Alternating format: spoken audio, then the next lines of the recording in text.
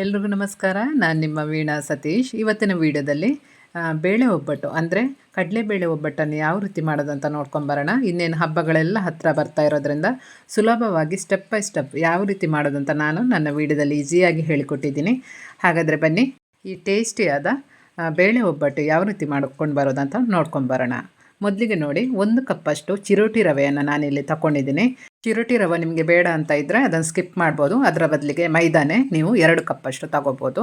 ಚಿರೋಟಿ ರವೆ ಸ್ವಲ್ಪ ನೆನೆಸಿಡಬೇಕು. ಒಂದು 10 ನಿಮಿಷ ನೆನೆಸಿಟ್ರೆ ಸಾಕು. ಈ ಥರ ಸ್ವಲ್ಪ ನೀರು ಹಾಕ್ಕೊಂಡು ಇದನ್ನು ನೆನೆಸಿಡಬೇಕು. 10 ನಿಮಿಷದ ನಂತರ ಈ ಥರ ಚೆನ್ನಾಗಿ ಅದು ಅರಳುತ್ತೆ, ಹಾಗೆಯೇ ಚೆನ್ನಾಗಿ ನೆನೆಯುತ್ತೆ. ನಂತರ ಇದಕ್ಕೆ ನಾವು 1 ಕಪ್ಪಷ್ಟು ಮೈದಾನ ಹಾಕೋಬೇಕು. ನಾನಿಲ್ಲಿ 1 ಕಪ್ಪಷ್ಟು ಮೈದಾ, 1 ಕಪ್ಪಷ್ಟು ಚಿರೋಟಿ ರವೆ ಹಾಕಿ ಒಬ್ಬಟ್ಟು ಮಾಡ್ತಾಯಿದ್ದೀನಿ. ಚಿರೋಟಿ ರವೆ ಬೇಡ ಅಂತ ಇದ್ದವರು 2 ಕಪ್ಪಷ್ಟು ಮೈದಾನ ಹಾಕೋಬೇಕು. 1/4 ಸ್ಪೂನಷ್ಟು ಉಪ್ಪು, ಹಾಗೆಯೇ ಚಿಟಿಕೆ ಅರಿಶಿನ ಹಾಕ್ಕೋಬೇಕು. 1/4 ಸ್ಪೂನ್ಗಿಂತ ಸ್ವಲ್ಪ ಕಮ್ಮಿನೇ ಹಾಕ್ಕೊಳ್ಳಿ. ಇದನ್ನು ಮೊದಲಿಗೆ ಚೆನ್ನಾಗಿ ಮಿಕ್ಸ್ ಮಾಡ್ಕೋಬೇಕು. ಯಾಕಂದರೆ ನಾವು ಆಲ್ರೆಡಿ ಏನು ರವೆ ಇದೆಯಲ್ಲ ಅದಕ್ಕೆ ನೀರು ಹಾಕಿ ನೆನೆಸಿಟ್ಟಿದ್ದೀವಿ. ಹಾಗಾಗಿ ನೀರಿನ ಹದ ಗೊತ್ತಾಗಬೇಕಲ್ಲ. ಮೊದಲು ಚೆನ್ನಾಗಿ ಮೈದಾ ರವೆ ಒಟ್ಟಿಗೆ ಚೆನ್ನಾಗಿ ಈ ಥರ ಮಿಕ್ಸ್ ಮಾಡ್ಕೊಳ್ಳಿ. ಮಿಕ್ಸ್ ಮಾಡ್ಕೊಂಡ ನಂತರ ಅದು ಒಂದು ಉಂಡೆ ಹದಕ್ಕೆ ಬರುತ್ತಲ್ವ, ನಂತರ ಸ್ವಲ್ಪ ಗಟ್ಟಿ ಅಂತ ಅನಿಸಿದ್ರೆ ಇನ್ನೂ ಸ್ವಲ್ಪ ನೀರು ಹಾಕ್ಕೊಂಡು ಚೆನ್ನಾಗಿ ನಾದಬೇಕು. ಈ ಏನು ಹಿಟ್ಟಿನ ಮಿಶ್ರಣ ಇದೆಯೋ ಇದನ್ನು ಒಮ್ಮೆಲೆ ನೀರು ಹಾಕಿ ಕಲಸೋಕ್ಕೆ ಹೋಗಬೇಡಿ. ನಿಧಾನವಾಗಿ ಸ್ವಲ್ಪ ಸ್ವಲ್ಪ ನೀರು ಹಾಕ್ಕೊಂಡು ಚೆನ್ನಾಗಿ ಇದನ್ನು ನಾದಬೇಕು. ಸ್ವಲ್ಪ ಇದಕ್ಕೆ ಎಣ್ಣೆ ಹಾಕ್ಕೊಂಡು, ಅಂದರೆ ಒಂದು 2 ಸ್ಪೂನಷ್ಟು ಎಣ್ಣೆ ಹಾಕ್ಕೊಂಡ್ರೆ ಸಾಕು, ಜಾಸ್ತಿ ಬೇಡ. ಇದು ಎಣ್ಣೆನು ಕೈಗೆ ಅಂಟುತ್ತೆ ಅನಿಸುತ್ತಲ್ಲ, ಅಷ್ಟೊತ್ತಿಗೆ 2 ಸ್ಪೂನಷ್ಟು ಕುಕ್ಕಿಂಗ್ ಆಯಿಲ್ ಏನಿದೆ ಇದನ್ನು ಹಾಕ್ಕೊಂಡು ಚೆನ್ನಾಗಿ ಇದನ್ನು ನಾದಬೇಕು. ಎಷ್ಟು ನೀವು ಚೆನ್ನಾಗಿ ಇದನ್ನು ಹಿಟ್ಟನ್ನು ನಾದ್ತಿರಲ್ವ ಅಷ್ಟು ನಿಮಗೆ ಒಬ್ಬಟ್ಟು ಸ್ಮೂತಾಗಿ ಬರುತ್ತೆ. ಹಿಟ್ಟನ್ನು ಸ್ವಲ್ಪ ನಾವು ಸ್ಮೂತಾಗಿ ನಾವು ಕಲಿಸ್ಬೇಕು. ಅಂದರೆ ತುಂಬ ಗಟ್ಟಿನೂ ಅಲ್ಲ, ತುಂಬ ಸ್ಮೂತು ಅಲ್ಲ.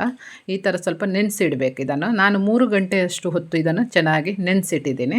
ರವೆ ಹಾಕಿರೋದ್ರಿಂದ ಅದು ಸ್ವಲ್ಪ ಗಟ್ಟಿನೇ ಆಗುತ್ತೆ, ಹಾಗಾಗಿ ಸ್ವಲ್ಪ ಸ್ಮೂತಾಗಿ ನೆನೆಸಿಟ್ಟಿದ್ದೀನಿ. ಇದಕ್ಕೆ ಮೇಲ್ಗಡೆ ಒಂದು 2 ಸ್ಪೂನಷ್ಟು, 2ರಿಂದ 3 ಸ್ಪೂನಷ್ಟು ಕುಕ್ಕಿಂಗ್ ಆಯಿಲನ್ನು ಹಾಕ್ಕೊಂಡು ಈ ಥರ ಮುಚ್ಚಳ ಮುಚ್ಚಿ 3 ಗಂಟೆಯಷ್ಟು ಹೊತ್ತು ನೆನೆಸಿಟ್ರೆ ಸಾಕಾಗುತ್ತೆ. ನೋಡಿ, ಆ ಕಡೆಯಿಂದ ಹಿಟ್ಟನ್ನು ನೆನೆಯೋಕ್ಕೆ ಬಿಟ್ಟಿದ್ದೀವಿ. ಈ ಕಡೆ ನಾವು ಹೂರಣ ರೆಡಿ ಮಾಡ್ಕೊಳ್ಳೋಣ. ಅಂದರೆ ಒಳಗಡೆ ಸ್ಟಫಿಂಗ್ ಬೇಕಲ್ವ, ಅದಕ್ಕೆ 2 ಕಪ್ಪಷ್ಟು ಕಡಲೆಬೇಳೆಯನ್ನು ತಗೊಂಡಿದ್ದೀನಿ. ಇದನ್ನು ಚೆನ್ನಾಗಿ 1 ರೌಂಡ್ ತೊಳೆದು ನೆನೆಸಿಟ್ರೆ ತುಂಬ ಒಳ್ಳೆಯದು. 1 ಗಂಟೆ ನೆನೆಸಿಟ್ರೆ ಬೇಗ ಬೇಳೆ ಚೆನ್ನಾಗಿ ಬೇಯುತ್ತೆ. ನಾನಿಲ್ಲಿ ಡೈರೆಕ್ಟಾಗಿ ಕುಕ್ಕರಲ್ಲಿ ಹಾಕಿ ಮಾಡ್ಕೊತಾ ಇದ್ದೀನಿ. ಇದರ ಬದಲಿಗೆ ನೀವು ಏನು ತೊಗರಿಬೇಳೆ ಇದೆಯಲ್ಲ ಅದರಲ್ಲಿ ಬೇಕಾದರೆ 2 ಕಪ್ ಹಾಕ್ಕೊಂಡು ಮಾಡ್ಕೋಬೋದು, ಚೆನ್ನಾಗಿರುತ್ತೆ. ಅದು ಕೂಡ ಒಳ್ಳೆಯ ರುಚಿ ಕೊಡುತ್ತೆ. ನಾನಿವತ್ತು ಕಡಲೆಬೇಳೆಯಲ್ಲಿ ಮಾಡ್ಕೊತಾ ಇದ್ದೀನಿ. ಕಡಲೆಬೇಳೆಯನ್ನು ಚೆನ್ನಾಗಿ ತೊಳೆದು ಇದಕ್ಕೆ ಈ ಏನು ಕಪ್ಪಿದೆ ಇದರಲ್ಲಿ 3 ಕಪ್ಪಷ್ಟು ನೀರನ್ನು ನಾನಿಲ್ಲಿ ಹಾಕಿದ್ದೀನಿ. ಹಾಕಿ ಚೆನ್ನಾಗಿ ಇದನ್ನು 3ರಿಂದ 4 ವಿಸಿಲ್ ಬೇಯಿಸ್ಕೋಬೇಕು. ಬೆಂದಿರುವ ಕಡಲೆಬೇಳೆಯನ್ನು ನಾವು ಒಂದು ಸೋಸೋ ಪಾತ್ರೆಗೆ ಹಾಕಿ ಈ ಥರ ಸೋಸ್ಕೋಬೇಕು. ನೋಡಿ, ಇದನ್ನು ನಾವು ಒಂದು ಕಾಳು ಎತ್ತಿ ತೋರಿಸ್ತಾ ಇದ್ದೀನಿ. ಈ ಥರ ಪ್ರೆಸ್ ಮಾಡುವಾಗ ಅದು ಚೆನ್ನಾಗಿ ಕಟ್ ಆಗಬೇಕು. ಆ ಥರ ಚೆನ್ನಾಗಿ ಬೇಯಬೇಕಿದು. ಕಮ್ಮಿ ಬೇಯಿಸ್ಕೊಂಡ್ರೆ ಉಂಡೆ ಮಾಡೋಕ್ಕೆ ನಿಮಗೆ ಕಷ್ಟ ಆಗುತ್ತೆ. ಈಗ ಒಂದು ಬಿಸಿ ಇರುವಾಗಲೇ ಕಡಲೆಬೇಳೆ ಒಂದು ಬಾಣಲೆಗೆ ಹಾಕ್ಕೊಂಡು ಇದಕ್ಕೆ 1.5 ಕಪ್ಪಷ್ಟು ನಾನು ಬೆಲ್ಲನ ಹಾಕ್ಕೊಂಡಿದ್ದೇನೆ, ತುರಿದು ಹಾಕ್ಕೊಂಡಿದ್ದೇನೆ ಬೆಲ್ಲನ. 2 ಕಪ್ಪಷ್ಟು ಕಡಲೆಬೇಳೆಗೆ 1.5 ಕಪ್ಪಷ್ಟು ಬೆಲ್ಲ ಕರೆಕ್ಟಾಗಿರುತ್ತೆ ಸಿಹಿ. ಹಾಗೆಯೇ 1 ಕಪ್ಪಷ್ಟು ಕೊಬ್ಬರಿ ಕಾಯಿ ತುರಿ ಇದೆಯಲ್ಲ ಇದನ್ನು ಹಾಕ್ಕೊಂಡಿದ್ದೀನಿ. ನಿಮಗೆ ಸಿಹಿ ಇನ್ನೂ ಸ್ವಲ್ಪ ಜಾಸ್ತಿನೇ ಬೇಕಂತ ಇದ್ದರೆ ನೀವು 2 ಕಪ್ಪಷ್ಟು ಏನು ಬೆಲ್ಲ ಇದೆಯಲ್ಲ ಅದನ್ನು ಹಾಕ್ಕೋಬೋದು. ಇದನ್ನು ಚೆನ್ನಾಗಿ ಮಿಕ್ಸ್ ಮಾಡಬೇಕು. ಬೆಲ್ಲ ಎಲ್ಲ ಚೆನ್ನಾಗಿ ಕರಗಬೇಕು. ಅಷ್ಟರ ತನಕ ಇದನ್ನು ಚೆನ್ನಾಗಿ ಮಿಕ್ಸ್ ಮಾಡಿದರೆ ಆಯಿತು. ಇದಕ್ಕೆ ಸ್ವಲ್ಪ ಒಂದು 3/4 ಸ್ಪೂನಷ್ಟು ಏಲಕ್ಕಿ ಪುಡಿ ಇರುತ್ತಲ್ಲ ಅದನ್ನು ಹಾಕ್ಕೊಳ್ಳಿ, ಫ್ಲೇವರ್ ಚೆನ್ನಾಗಿ ಕೊಡುತ್ತೆ ಅದಕ್ಕೋಸ್ಕರ. ಇಲ್ಲಾಂದರೆ ಸ್ಕಿಪ್ ಮಾಡ್ಬೋದು. ಈ ಥರ ನೋಡಿ, ಬೆಲ್ಲ ಎಲ್ಲ ಚೆನ್ನಾಗಿ ಕರಗಿದೆ. ಈಗ ಇಷ್ಟು ಹದ ಬಂದರೆ ಸಾಕಾಗುತ್ತೆ. ಇದು ಸ್ವಲ್ಪ ತಣ್ಣಗಾಗೋಕ್ಕೆ ಬಿಡಬೇಕು ಈ ಮಿಶ್ರಣನ. ಯಾಕಂದರೆ ತುಂಬ ಬಿಸಿ ಇರುವಾಗಲೇ ನಮಗೆ ರುಬ್ಬಕ್ಕೆ ಕಷ್ಟ ಆಗುತ್ತೆ. ಹಾಗಾಗಿ ಸ್ವಲ್ಪ ತಣ್ಣಗಾದಾಗ ಇದನ್ನು ರುಬ್ಬಬೇಕು. ಅಂದರೆ ತೀರ ತಣ್ಣಗಾಗಬಾರ್ದು, ಉಗುರು ಬೆಚ್ಚಗೆ ಬಿಸಿ ಇರಬೇಕು. ಆ ಹೊತ್ತಲ್ಲಿ ಇದನ್ನು ಚೆನ್ನಾಗಿ ನಾವು ಪೇಸ್ಟ್ ಮಾಡಿದರೆ ಆಯಿತು. ನೋಡಿ, ಇದು ತಣ್ಣಗಾದ ನಂತರ ನಾನು ನಿಮಗೆ ತೋರಿಸಿದ್ದೀನಿ ಯಾವ ಥರ ಇದೆ ಅಂತ. ಇದನ್ನು ಒಂದು ಸಣ್ಣ ಮಿಕ್ಸಿಗೆ ಹಾಕ್ಕೊಂಡು ಮಿಕ್ಸಿನ ಆನ್ ಆಫ್ ಮಾಡಿಕೊಂಡು ಈ ಥರ ಪೇಸ್ಟ್ ರೆಡಿ ಮಾಡ್ಕೋಬೇಕು. ಇಲ್ಲಾಂದರೆ ನೀವು ಗ್ರೈಂಡರ್ಗೆ ಬೇಕಾದರೆ ಹಾಕ್ಕೋಬೋದು. ಗ್ರೈಂಡರ್ಗೆ ಹಾಕಿದ್ರೆ ಇನ್ನೂ ಒಳ್ಳೆಯದು, ಚೆನ್ನಾಗಿ ಅದು ಪೇಸ್ಟ್ ರೆಡಿ ಆಗುತ್ತೆ. ನೀರು ಹಾಕ್ಕೊಂಡು ರುಬ್ಬಕ್ಕೆ ಹೋಗಬೇಡಿ. ಕಡಲೆಬೇಳೆ ಚೆನ್ನಾಗಿ ನಿಮಗೆ ಬೆಂದಿದ್ದರೆ ಆಗ ನಿಮಗೆ ಈ ಥರ ಪೇಸ್ಟ್ ಮಾಡೋಕ್ಕೆ ತುಂಬ ಸುಲಭ ಆಗುತ್ತೆ. ಆದಷ್ಟು ನುಣ್ಣಗೆ ರುಬ್ಬಬೇಕು. ಇಲ್ಲಿ ನೋಡಿ ಈ ಹದಕ್ಕೆ ಚೆನ್ನಾಗಿ ಇದನ್ನು ಮಾಡ್ಕೋಬೇಕು. ಹಿಟ್ಟಿನ ಹದ ಮತ್ತು ನಾವು ಒಳಗಡೆ ಹಾಕುವ ಏನು ಹೂರಣ ಇದೆಯಲ್ಲ ಅದು ಚೆನ್ನಾಗಿ ಸ್ಮೂತಾಗಿರಬೇಕು. ಎರಡು ಒಂದೇ ಥರ ಹದದಲ್ಲಿದ್ದರೆ ನಿಮಗೆ ಒಬ್ಬಟ್ಟು ಸೂಪರಾಗಿ ಬರುತ್ತೆ.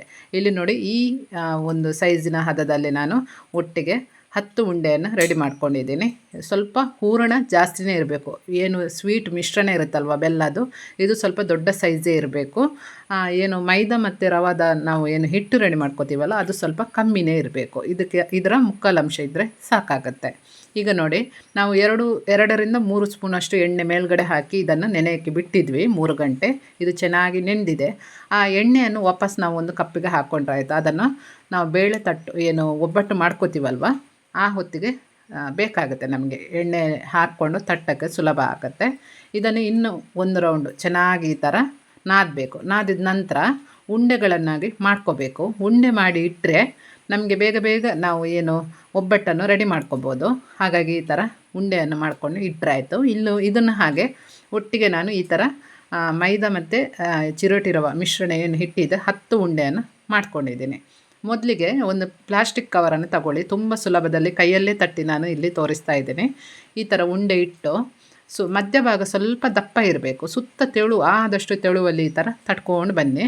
ಸ್ವಲ್ಪ ಪೂರಿ ಆಕಾರ ಇರುತ್ತಲ್ಲ ಅಷ್ಟು ಸೈಜಲ್ಲಿ ಮಾಡಿ ನಂತರ ಏನು ಹೂರಣ ಏನು ಒಬ್ಬಟ್ಟಿನ ಒಳಗಡೆ ಮಿಶ್ರಣ ಹೂರಣ ಇರುತ್ತಲ್ಲ ಸ್ವೀಟು ಅದನ್ನು ಒಳಗಡೆ ಇಟ್ಟು ಈ ಥರ ಸುತ್ತ ಕವರ್ ಮಾಡ್ಕೊಂಡು ಬರಬೇಕು. ಎಲ್ಲೂ ಕೂಡ ಹೂರಣ ಕಾಣಬಾರ್ದು. ಆ ಥರ ಸುತ್ತ ಕವರ್ ಮಾಡ್ಕೊಂಡು ಬನ್ನಿ. ನಿಮಗೆ ಯಾವ ಥರ ಅಂದಾಜೆಲ್ಲ ಆಗುತ್ತೋ ಆ ಥರ ಮಾಡ್ಕೊಳ್ಳಿ. ಮೊದಲಿಗೆ ಮಾಡ್ಕೊಳ್ಳೋರಿಗೆ ಸ್ವಲ್ಪ ಕಷ್ಟ ಆಗ್ಬೋದು. ಈ ಥರ ಫುಲ್ ಕವರ್ ಮಾಡಿಕೊಂಡ್ರೆ ಆಯಿತು. ಆದಷ್ಟು ಮೇಲ್ಗಡೆ ಹಿಟ್ಟಿದ್ರೆ ಸ್ವಲ್ಪ ಅದನ್ನು ತೆಗೆದುಕೊಳ್ಳಿ. ಇಲ್ಲಾಂದರೆ ಅಲ್ಲೇ ಪ್ರೆಸ್ ಮಾಡಿ ಈ ಥರ ರೆಡಿ ಮಾಡಿಕೊಂಡ್ರೆ ಆಯಿತು. ಈಗ ಪ್ಲಾಸ್ಟಿಕ್ ಕವರಿಗೆ ಸ್ವಲ್ಪ ಎಣ್ಣೆ ಉಜ್ಜಿ ನಂತರ ನಮ್ಮ ಬೆರಳಿಗೂ ಹಾಗೆ ಸ್ವಲ್ಪ ಎಣ್ಣೆಯನ್ನು ಹಾಕ್ಕೊಂಡು ನಂತರ ತಟ್ಟಕ್ಕೆ ಸ್ಟಾರ್ಟ್ ಮಾಡಬೇಕು. ಆಗ ತುಂಬ ಈಸಿ ಆಗುತ್ತೆ. ಸ್ವಲ್ಪ ಹಿಟ್ಟು ಸ್ವಲ್ಪ ಸ್ಮೂತ್ ಇದ್ದರೆ ನಮಗೆ ಈ ಥರ ಸುಲಭವಾಗಿ ತಟ್ಕೊಂಡು ಮಾಡ್ಕೋಬೋದು. ಈ ಥರ ನೋಡಿ ಸೈಡಲ್ಲಿ ನಿಮಗೆ ಹಿಟ್ಟು ಸ್ವಲ್ಪ ಜಾಸ್ತಿ ಇದ್ದು ಒಳಗಡೆ ಸ್ಟಫಿಂಗ್ ಚೆನ್ನಾಗಿ ಹೋಗಿಲ್ಲ ಅಂತ ಇದ್ದರೆ ಸ್ವಲ್ಪ ಅದನ್ನು ಮೇಲ್ಗಡೆ ತಟ್ಟಿ ಪುನಃ ಈ ಥರ ತಟ್ಕೊಂಡು ಹೋಗಬೇಕು.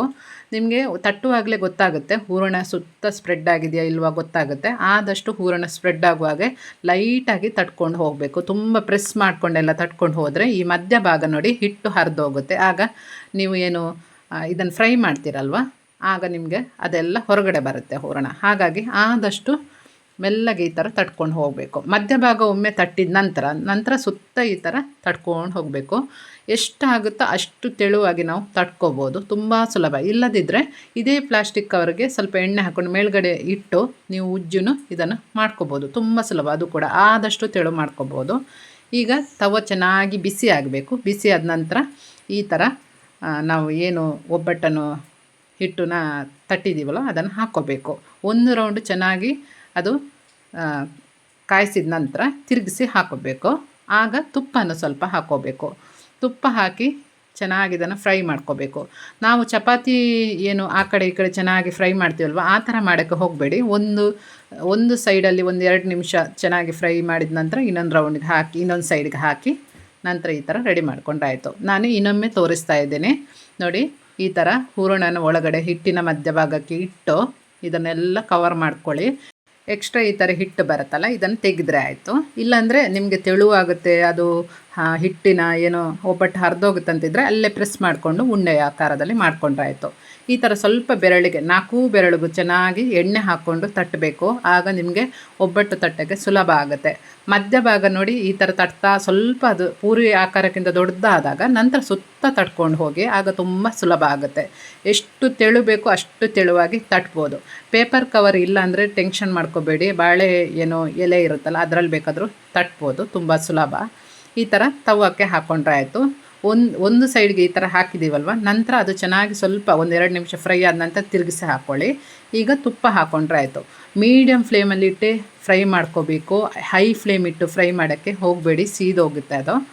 ನೋಡಿ ಈಗ ಇನ್ನೊಂದು ರೌಂಡು ಇದು ಚೆನ್ನಾಗಿ ಈ ಥರ ಉಬ್ಬಿ ಬರುತ್ತೆ ನೋಡಿ. ಎಷ್ಟು ಚೆನ್ನಾಗಿ ಉಬ್ಬುತ್ತೆ ನೋಡಿ. ತುಂಬ ಸ್ಮೂತಾಗಿ ಬರುತ್ತೆ. ರವೆ ಹಾಕಿದ್ರೆ ನಿಮಗೆ ನಾರಾಗಲ್ಲ, ನಿಮಗೆ ಬೇಗ ಕಟ್ಟಾಗುತ್ತೆ. ಅದು ತುಂಬ ಸ್ಮೂತಾಗಿ ಬರುತ್ತೆ.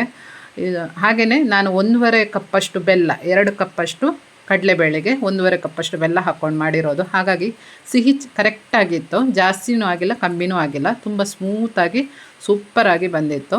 ತುಪ್ಪ ಹಾಕ್ಕೊಂಡು ತಿಂದರೆ ಹೇಳೋದೇ ಬೇಡ, ಟೇಸ್ಟ್ ಅಂತ ಅದ್ಭುತ ಅಂತ ಹೇಳ್ಬೋದು. ಕಡಲೆಬೇಳೆ ಫ್ಲೇವರ್ ಅಂತೂ ಸೂಪರು. ಇದ್ರ ಬದಲಿಗೆ ತೊಗರಿಬೇಳೆ ಬೇಕಾದರೂ ಹಾಕ್ಕೊಂಡು ನೀವು ಮಾಡ್ಕೋಬೋದು, ತುಂಬ ಸುಲಭ.